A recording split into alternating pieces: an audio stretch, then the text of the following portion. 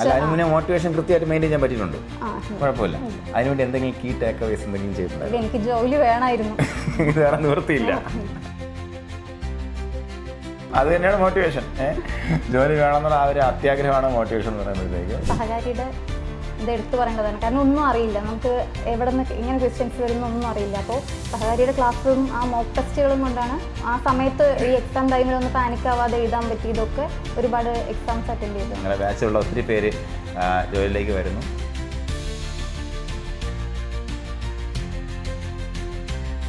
ICD supervisor lady വാരിയേഴ്സിനെ ഓരോരുത്തരായിട്ട് നമ്മൾ പരിചയപ്പെടുകയാണ്. ഇന്നിപ്പോൾ നിലവിൽ നമ്മുടെ ഫസ്റ്റ് അഡ്വൈസ് കൈപ്പറ്റി നിൽക്കുന്ന വിദ്യശ്രീയാണ് നമ്മൾ പരിചയപ്പെടുന്നത്. വിദ്യശ്രീ നമ്മുടെ റാങ്ക് എത്രയാണ്? റാങ്ക് 24. പക്ഷെ നമുക്ക് റൊട്ടേഷൻ കുറച്ച് അഡ്വാൻസ്ഡ് ആയിട്ട് വന്നു. അതുകൊണ്ട് തന്നെ ആദ്യത്തെ അഡ്വൈസിലേക്ക് വന്ന് നിൽക്കുകയാണ്. ഇനി അപ്പോയിൻമെൻറ്റ് ഓർഡർ കൈപ്പറ്റിയാൽ മാത്രം മതിയല്ലേ? ഓക്കെ. അപ്പോൾ വിദ്യ, നമുക്ക് ഇപ്പം വിദ്യ ഡിഗ്രി ബേസ് എന്താ പഠിച്ചത്? ഡിഗ്രി ഞാൻ BA ഇംഗ്ലീഷ് ആയിരുന്നു. അത് കഴിഞ്ഞിട്ട് PG സോഷ്യൽ വർക്കിൽ ചെയ്തു. അത് കഴിഞ്ഞ് BEd ചെയ്തു. BEd കഴിഞ്ഞപ്പോഴാണ് ICDSന്റെ നോട്ടിഫിക്കേഷൻ കണ്ടു. അപ്പോൾ ഈ സോഷ്യൽ വർക്ക് എന്നൊരു സംഭവത്തിലേക്ക് വരാൻ ആരാണ് പ്രചോദനമായത്? എൻ്റെ ഒരു ഏട്ടൻ ഉണ്ടായിരുന്നു. അപ്പോൾ ഏട്ടൻ സോഷ്യൽ വർക്ക് ആയിരുന്നു എടുത്തിട്ടുണ്ടായിരുന്നത്. അപ്പോൾ അവനെ കണ്ടപ്പോൾ അവൻ ചെയ്യുന്ന ആക്ടിവിറ്റീസ്, ഇവിടെ ഓരോ കാര്യങ്ങൾ അറേഞ്ച് ചെയ്യുന്ന കണ്ടപ്പോൾ അങ്ങനെ മോട്ടിവേറ്റഡ് ആയതാണ്. ഓക്കെ. അപ്പോൾ ഒരുപാട് ഉദ്യോഗാർത്ഥികൾ നമ്മൾ പ്രൊഫഷണൽ കോഴ്സ് നോക്കുമ്പോഴത്തേക്കും ചിലർ അറിയാതെ പോകുന്ന ഒരു സംഭവമാണ് സോഷ്യൽ വർക്കിൻ്റെ ഒരു മേഖല എന്ന് പറയുമ്പോഴത്തേക്കും. നമുക്ക് ഒരു ജോലി എന്നതിനേക്കാൾ കൂടുതൽ നമുക്കൊരു സാറ്റിസ്ഫാക്ഷൻ തരാൻ പറ്റുന്ന, അത് ഇഷ്ടപ്പെടുന്നവർക്ക് മാത്രം കേട്ടോ, എല്ലാവർക്കും ഇഷ്ടപ്പെടണമെന്നില്ല, ഒരു ഫീൽഡാണ് സോഷ്യൽ വർക്ക് എന്ന് പറയുമ്പോഴത്തേക്കും. അപ്പോൾ അതിലേക്ക് വന്നു. ഇനിയും ലൈഫിൽ മുഴുവൻ സോഷ്യൽ വർക്ക് ചെയ്യാനുള്ളൊരു സാഹചര്യം കൂടെ ഒത്തു വന്നിരിക്കുകയാണ്. നമ്മളെ നോട്ടിഫിക്കേഷൻ വന്ന സമയത്ത് തന്നെ ഐ മീൻ ഈ ഗവൺമെൻറ് ജോബ് എന്നുള്ളൊരു ആശയം എങ്ങനെയാണ് വരുന്നത്, എന്നോട്ടാണ് വരുന്നത്? ഗവൺമെൻറ് ജോബ് എനിക്ക് നാട്ടിൽ നിൽക്കാൻ തന്നെയായിരുന്നു ഇഷ്ടം. അപ്പോൾ പിന്നെ ഒരു നല്ല ഓപ്പർച്യൂണിറ്റിയാണ്. അപ്പോൾ സോഷ്യൽ വർക്കിന് ഒരുപാട് ജോബ് ഓപ്പർച്യൂണിറ്റീസ് നമ്മുടെ കേരളത്തിലുണ്ട്. പക്ഷെ കുറച്ചുകൂടെ സ്റ്റേബിൾ ആയിട്ടും, കൂടുതലും പ്രൈവറ്റ് മേഖലയിലാണ്. അതെ, ഗവൺമെന്റിന്റെ ഉണ്ടെങ്കിലും നമുക്ക് ഒരു വർഷത്തേക്കൊക്കെ കരാർ അടിസ്ഥാനത്തിലാണ്. അപ്പോൾ ഇത് കുറച്ചുകൂടെ സ്റ്റേബിൾ ആയിട്ട് നമുക്ക് ഗവൺമെന്റിന്റെ സെക്ടറിൽ വർക്ക് ചെയ്യുകയും ചെയ്യാം. പിന്നെ നല്ലൊരു പോസ്റ്റാണ്. അപ്പോൾ നോട്ടിഫിക്കേഷൻ വരുന്നു. അതിനുശേഷം നമ്മൾ ഇപ്പം അത്യാവശ്യം വേക്കൻസിയൊക്കെ വരുമെന്ന് നമ്മൾ ഉറപ്പുണ്ട്. അപ്പോൾ പഠനം എങ്ങനെയാണ് സ്റ്റാർട്ട് ചെയ്തത് വിദ്യ? ഞാൻ സ്റ്റാർട്ട് ചെയ്തത് യൂട്യൂബിൽ സഹകാരിയുടെ ക്ലാസ് ആദ്യം കണ്ടു. ആദ്യം സിലബസ് നോക്കിയിട്ട് ഒറ്റയ്ക്ക് പഠിക്കാമെന്ന് വിചാരിച്ചു. പക്ഷേ പിന്നെ സഹകാരിയുടെ ഒരു ക്ലാസ് കണ്ടപ്പോഴാണ് അവിടെ ഒരു ചെറിയ ടോപ്പിക്ക് പോലും ബ്രോഡായിട്ടാണ് കവർ ചെയ്യുന്നത്. അപ്പോൾ PSCയിൽ എവിടെ നിന്ന് ഏത് ഭാഗത്തു നിന്ന് എങ്ങനെ ക്വസ്റ്റ്യൻ വരും എന്നറിയില്ല. അപ്പോൾ ഇങ്ങനെ ബ്രോഡായിട്ട് കവർ ചെയ്യുമ്പോൾ നമ്മൾക്കത് മനസ്സിലാക്കാൻ കുറച്ചുകൂടെ ഈസി ആയിരുന്നു. പഠിക്കാനും നോട്ട്സ് ആണെങ്കിലും വലിയ നോട്ട്സാണ്. ക്ലാസ്സും 1 hour അതിൽ കൂടുതലുണ്ട്. ഡെപ്തിലേക്ക് ഇറങ്ങി പോകാൻ നമുക്ക് PSCയുടെ പാറ്റേൺ മാറിക്കൊണ്ടിരിക്കുക. പിന്നെ പുതിയ തരത്തിലുള്ള ക്വസ്റ്റ്യൻസ് ഇപ്പോഴും വന്നുകൊണ്ടിരിക്കുന്നു. അപ്പോഴത്തേക്ക് പാറ്റേൺ മാറുന്നതിനനുസരിച്ച് നമ്മൾ കണ്ടന്റിനെ നമ്മൾ സ്കാൻ ചെയ്തെടുത്തേ പറ്റൂ. പിന്നെ രണ്ടാമതെന്ന് പറയുമ്പോഴത്തേക്കും സ്കാൻ ചെയ്തെടുത്ത കണ്ടന്റ് രണ്ടാമത് ക്വസ്റ്റ്യൻസ് കൊണ്ട് റീസ്കാൻ ചെയ്യണം. അപ്പോൾ നമുക്ക് ആ ഒരു സ്ട്രാറ്റജി എടുക്കുമ്പോഴത്തേക്കും നമുക്ക് ഉറപ്പായും ടൈം ലിമിറ്റ്സ് ഉണ്ടല്ലോ. ഓരോ ദിവസവും വരുന്ന ക്ലാസ്, അതിൻ്റെ എക്സാം എഴുതാനൊരു ടൈം ലിമിറ്റ് ഉണ്ട്. അതുപോലെ വീക്കിലി എക്സാംസ് എഴുതാൻ ടൈം ലിമിറ്റ് ഉണ്ട്. അതൊക്കെ ഫോളോ അപ്പ് ചെയ്യാൻ പറ്റിയിട്ടുണ്ടാകുമോ? ചില ടൈമിൽ പറ്റിയിട്ടില്ലായിരുന്നെങ്കിലും ഞാൻ മോക്ക് ടെസ്റ്റുകളെല്ലാം അറ്റൻഡ് ചെയ്തിട്ടുണ്ട്. ഇപ്പോൾ വീക്ക്ലി എക്സാംസ് അറ്റൻഡ് ചെയ്തിട്ടുണ്ട്. മന്ത്ലി ആണ് നടത്തുന്ന എക്സാം. ഡെയിലി എക്സാം അല്ലേ എഴുതുന്നുണ്ടോ? ക്ലാസ് കണ്ടാൽ അതിന്റെ എക്സാം അറ്റൻഡ് ചെയ്യും. അതൊരു തവണ എല്ലാ വീക്കിലും വീണ്ടും അറ്റൻഡ് ചെയ്യുമായിരുന്നു. വീണ്ടും അറ്റംപ്റ്റ് ചെയ്തിട്ടാണ് രണ്ടാമത്തെ വീക്കിൽ എഴുതുന്നത്. റിവൈസ് ചെയ്തിട്ട് എഴുതും. ലാസ്റ്റ് ഒരുപാട് ഓരോ സബ്ജക്ട് ബേസ്ഡ് ക്വസ്റ്റ്യൻസ് വന്നിരുന്നു. അപ്പോൾ ക്വസ്റ്റ്യൻസ് എല്ലാം അറ്റൻഡ് ചെയ്യുമായിരുന്നു. ഓക്കെ.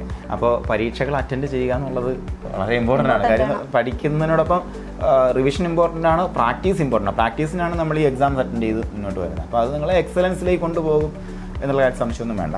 അപ്പോൾ നമുക്ക് ഈ ഒരു ഇത്രയും കുറച്ചധികം കാലം കഴിഞ്ഞാണ് കൺഫർമേഷൻ വരുന്നത്. അപ്പോൾ കൺഫർമേഷൻ വരുന്നതിനിടയ്ക്ക് എത്ര തവണ നമ്മൾ ഡൗൺ ആയി പോയിട്ടുണ്ട്? കൺഫർമേഷൻ ഇല്ല, അങ്ങനെ ഡൗൺ ആയിട്ടുണ്ടായിരുന്നില്ല. കൺഫർമേഷൻ വന്നു കഴിഞ്ഞാൽ സിലബസ് ചേഞ്ച് ചെയ്തപ്പോഴാണ് ഡൗൺ. അല്ല, അതിന് മുന്നേ മോട്ടിവേഷൻ കൃത്യമായിട്ട് മെയിൻറ്റെയിൻ ചെയ്യാൻ പറ്റിയിട്ടുണ്ട്. കുഴപ്പമില്ല. അതിനുവേണ്ടി എന്തെങ്കിലും കീ ടേക്ക് അവേസ് എന്തെങ്കിലും ചെയ്തിട്ടുണ്ടല്ലോ? എനിക്ക് ജോലി വേണമായിരുന്നു. ഇത് വേറെ നിവൃത്തിയില്ല. അത് തന്നെയാണ് മോട്ടിവേഷൻ. ജോലി വേണമെന്നുള്ള ആ ഒരു അത്യാഗ്രഹമാണ് മോട്ടിവേഷൻ എന്ന് പറയുമ്പോഴത്തേക്കും. വേറെ നിവൃത്തിയില്ല എന്നുള്ളതാണ്. അപ്പോൾ നമ്മുടെ സിലബസ് മാറിയതിനു ശേഷം ഉണ്ടായ panic situation? Actually home science എനിക്ക് അറിയാത്തതുകൊണ്ട് തന്നെ ഞാൻ അതിലായിരുന്നു കോൺസെൻട്രേറ്റ് ചെയ്തത്. ഇപ്പോൾ സോഷ്യൽ വർക്ക് ആണെങ്കിലും സൈക്കോളജി ആണെങ്കിലും സോഷ്യോളജി ആണെങ്കിലും എനിക്ക് ചെറിയൊരു ടച്ച് ഉണ്ടായിരുന്നു. അപ്പോൾ ഹോം സയൻസിൽ ഫുൾ കോൺസെൻട്രേറ്റ് ചെയ്ത് ഞാൻ ആ സിലബസ് മാറുന്ന ദിവസം രാവിലെ വരെ ഹോം സയൻസിൻ്റെ ഫസ്റ്റ് സാർ എടുത്ത അതുവരെ ഞാൻ വീണ്ടും റിവൈസ് ചെയ്യായിരുന്നു. തലയ്ക്കൊരു അടിയല്ലേ അന്ന്? അത് നല്ല ടെൻഷനായിരുന്നു. അതായത് നമുക്ക് പഠിച്ചുകൊണ്ടിരുന്ന സാധനം ഹ്യൂമൻ ഫിസിയോളജി, അനാട്ടമി, ഏറെക്കുറെ എല്ലാ സിസ്റ്റവും ഉണ്ട്. അത്യാവശ്യം നമുക്കൊരു BSc നഴ്സ് കവർ ചെയ്യുന്ന ലെവലിൽ നമ്മൾ ഹോം സയൻസ് പഠിച്ചുകൊണ്ടിരിക്കുകയാണ്. ആ സമയത്ത് കിടക്കുന്നൊന്നുമില്ല. അപ്പോൾ അതൊരു വലിയ അടി തന്നെയായിരുന്നു ഉറപ്പായിട്ടും. അതെനിക്കൊന്ന് വിദ്യക്ക് ആ ഒരു ഭാഗം എക്സ്ട്രാ എടുത്തതുകൊണ്ട് നല്ലൊരു അപ്പോൾ നമ്മൾ വിചാരിച്ചു ഇനി നടക്കൂല എന്നുള്ള തോന്നലുണ്ടായിരുന്നു. എല്ലാവർക്കും ചേഞ്ച് ആയിട്ടുണ്ടല്ലോ, എനിക്ക് മാത്രമല്ലല്ലോ. അപ്പോൾ നമ്മളെ മുദ്രാവാക്യം തന്നെ അതായിരുന്നു. അതായത് ഒരാൾക്കല്ല, ചേഞ്ച് എല്ലാവർക്കും വന്നത്. അപ്പോൾ നമ്മൾ ഇനി എല്ലാവരും സമന്മാരാണെന്നുള്ള മുദ്രാവാക്യമായിരുന്നു. അപ്പോൾ അതിൽ പിടിച്ച് കയറി എന്നുള്ളതാണ്. അപ്പോഴും ബാക്കിലോട്ട് പോയ കുട്ടികളുണ്ട് അതിനകത്ത്. പക്ഷെ പറഞ്ഞിട്ട് മനസ്സിലാവാത്ത ആൾക്കാരുണ്ട്. അപ്പോൾ നിങ്ങൾ മനസ്സിലാക്കുക, ഒരു പ്രോബ്ലം വന്നാൽ പരീക്ഷയിൽ സിലബസ് വരെ മാറി ഒരു പ്രോബ്ലം വന്നാൽ എല്ലാവരുടെയും പ്രോബ്ലമാണ്.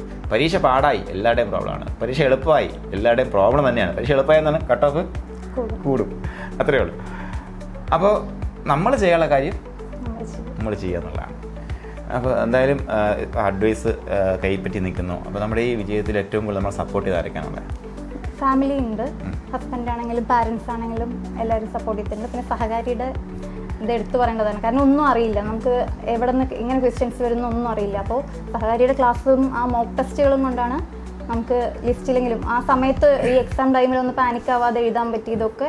ഒരുപാട് എക്സാംസ് അറ്റൻഡ് ചെയ്തിട്ടുണ്ട്. അപ്പോൾ നമ്മുടെ മെൻറ്റേഴ്സിൻ്റെ സപ്പോർട്ട് എങ്ങനെ പറ്റിയിട്ടുണ്ട്? മെൻറ്റേഴ്സിൻ്റെ നമുക്ക് ഡൗട്ട് ഉണ്ടെങ്കിൽ അപ്പോൾ തന്നെ ചോദിക്കാനൊരു ഓപ്ഷൻ സഹകാരിയിലുണ്ട്. എന്തെങ്കിലും ഡൗട്ട് എന്ത് പ്രശ്നം ഉണ്ടെങ്കിലും നല്ല കോർഡിനേറ്റർ ആയിരുന്നു. ഏത് ടൈമിലും വേണമെങ്കിൽ നമുക്ക് വിളിക്കാൻ പറ്റും. അപ്പോൾ അന്ന് കണ്ടില്ലെങ്കിലും എപ്പോൾ മെസ്സേജ് കണ്ടാലും അതിനനുസരിച്ച് റിപ്ലൈ തരും. ഭയങ്കര സപ്പോർട്ടീവ് ആയിരുന്നു എല്ലാവരും. അപ്പോൾ രണ്ടുപേരാണ് പ്രധാനമായിട്ടും അതിൻ്റെ ഒരു കോഴ്സിൻ്റെ ക്രെഡിറ്റിൽ വരുന്ന പാർവതിയുണ്ട്, ശ്രുതി. അപ്പോൾ രണ്ടുപേർക്കും കൺഗ്രാറ്റ്സ്. നിങ്ങളുടെ ബാച്ചിലുള്ള ഒത്തിരി പേര് ജോലിയിലേക്ക് വരുന്നു. നമുക്ക് ഇനി ഇതുപോലെ പഠിക്കാൻ നിൽക്കുന്ന ആൾക്കാരുണ്ടാവും. നമ്മൾ കുറേ പഠിച്ചു, എന്തൊക്കെ ആയി, പക്ഷേ ഒന്നും ആവാൻ പറ്റിയില്ല, അങ്ങനെ നിൽക്കുന്ന ആൾക്കാരുണ്ടായിരിക്കും. അപ്പോൾ അതിനകത്ത് തന്നെ ജോലി വേണമെന്ന് ആഗ്രഹമുള്ളവരുണ്ട്, അതിനുവേണ്ടി കഷ്ടപ്പെടാൻ തയ്യാറുള്ളവരുണ്ട്, അല്ലെങ്കിൽ ചിലപ്പോൾ കഷ്ടപ്പെട്ട് പകുതി നിർത്തിപ്പോകുന്ന ആൾക്കാരുണ്ട്. അപ്പോൾ അവരുടെ അടുത്ത് എന്താണ് നമുക്ക് പറയാനുള്ളത്? നിർത്തരുത്, നമ്മൾ പഠിച്ചുകൊണ്ടിരിക്കുക, എന്തായാലും കിട്ടും. നമുക്കൊരു സീറ്റ് പോരെ, അത് കിട്ടും. അതിനുവേണ്ടി എല്ലാവരും നന്നായിട്ട് വർക്ക് ചെയ്യാം. Thank you.